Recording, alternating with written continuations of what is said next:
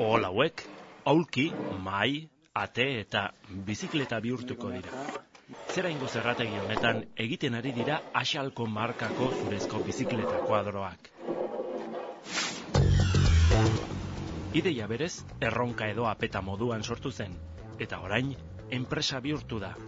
Bidean, makina bat hausnarketa eta 11 froga, egurrari bizikleta itxura nola eman asmatzeko.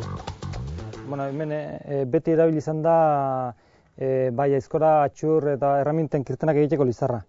Eta bizikletaren txasisa egiteko ere lizarra erabiltzen dugu. Beta luzekoa dalako, ondo okertzen dalako, eta erresistentzi, bai trazioi eta bai flexioi erresistentzi handi daukalako. Egur bakoitzean begiratu behar da, ikusten duzu dute, egur hau puntatik begi ontaraino beta zuzena dauka, onaino balioko luke gu behar dugun lanerako. Begi inguruan beta okertu egiten da, bihurritu egiten da, orduan pusketa honek ez liguke balioko, eta gu nahi dugun fibra zuzena ezin dezakegu lortu hemendik. Eta hurrengo begira arte bereze beta zuzena aprobetxatu. Egur zatietatik xaflak ateratzen dira gero zerran, milimetro bat eta 2 erdi arteko lodierakoak.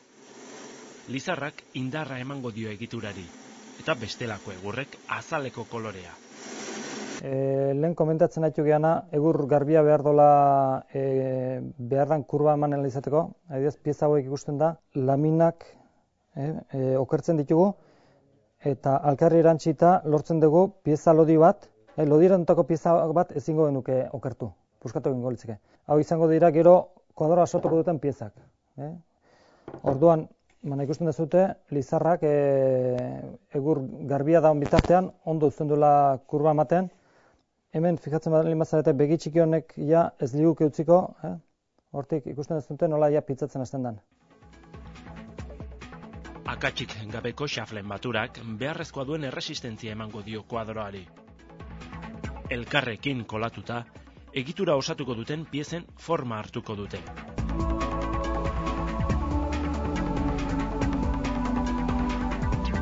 Lortu duguna da, gero kuadroa sortuko duten piezak ateratzea. Bai, hau adibidez izango lieke bi piezak atzeko horkilaren diagonala eta horizontala. Hau ikusten duzu, alkarrekin lotuta azkenean osatuko nuke kuadroa. Hau izango litzeke kuadroaren pieza, atzeko pieza, atzeko horkila osatzeko. Eta alkar lotzen ditugu epoxi erretxinen bidez, eta gero zati batzutan atornilatuta ere bai indar gehien egin behar den lekuan.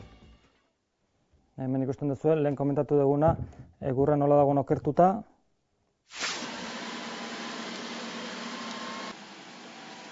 Azkenen ikusten duzu, lortzen duguna da, kuadro monokasko bat, karbonoarekin egiten da bezala. Karbonoa zuntz bat da epoxiarekin batuz lortzen duten moldean egitea, eta hau egurra okertuz lortzen dugu gutxi gora bera antzeko zerbait.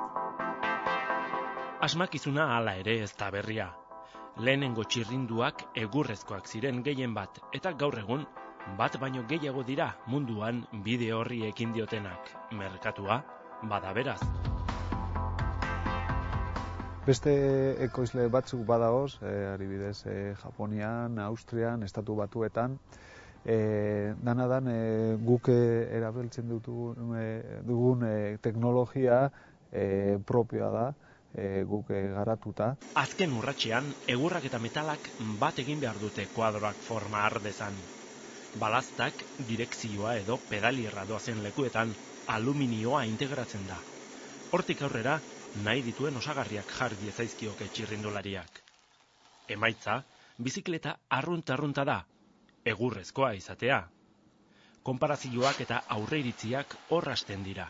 Kanpotik ematen diogu, karbonozko bizikletak eta ematen duten poliuretanozko kapa bera, horrek egiten du kuadroa hidrofugatu, eta erabili daiteke euritan, eguzkitan, edozein eguraldi dela lasai erabili daiteke, ez da izurratzen. Egurra beti erabili izan da material estruktural bezala, bai batez ere etxegintzan eta garbi dago material erresistente badala eta honetarako ere balio dezake dudarik gabe.